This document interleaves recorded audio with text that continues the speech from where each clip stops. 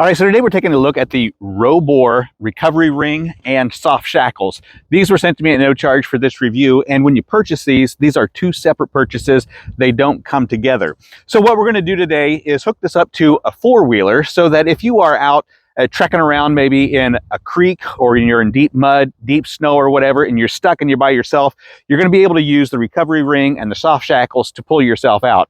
Now, if you wanted to use this for larger vehicles, this does have a brake strength of 66,000 pounds. This is aluminum, and then your soft shackles are 56,000 pounds. The soft shackle is 1/2 inch by 22 inches. It does have an adjustable noose on the head, and then your knot is going to go right through that, and it's going to make your ring. So I'm just going to show you an example of how we could use this on a four-wheeler if you are out by yourself and you're stuck in the mud, stuck in the creek, or stuck in some deep snow. So the first thing that you want to do is make sure that your winch cable is going to fit on the recovery ring. Now this says a 9/16 inch winch cable is going to work out great. Now mine is already a braided cable. I would assume that you could use a metal cable, which is typical on a winch, but I have changed mine out to a braided cable.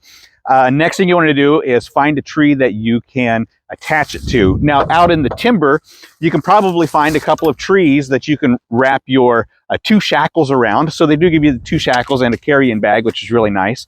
And then use your recovery ring along with your winch and pull yourself out. Now I'm going to be using a larger tree down here, and I've already got a tow rope connected to the tree, and I'm going to use my soft shackle to connect the two ends of the tow rope, and then I'm also going to use my winch and recovery ring to pull my four-wheeler up the hill, simulating that I'm stuck down in a creek and I can't get out. And so this is what it's going to look like. And then my winch is going to go around the ring. Plenty of room here because it's a 22-inch soft shackle. And then what I'm going to do is take the other end, the hook end of my winch,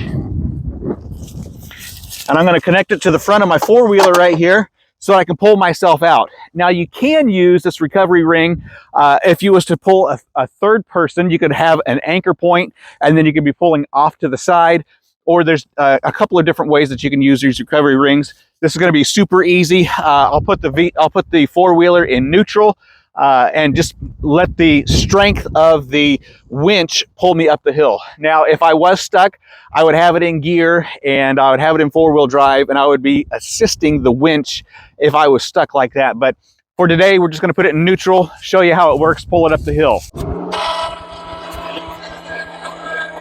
So what I want you to notice, the winch rope is going to move around the ring. Really what I'm doing is kind of doubling my strength so that I have a greater brake strength. It's not increasing the power of the winch. It's a 2,000-pound winch. It's always going to be a 2,000-pound winch regardless.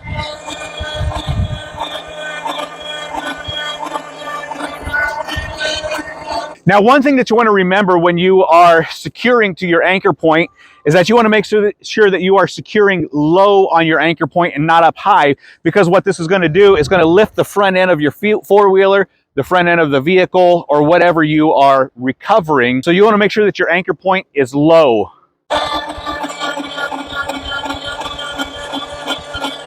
Okay, so the last thing I want to show you is just how easy this is to take off of here.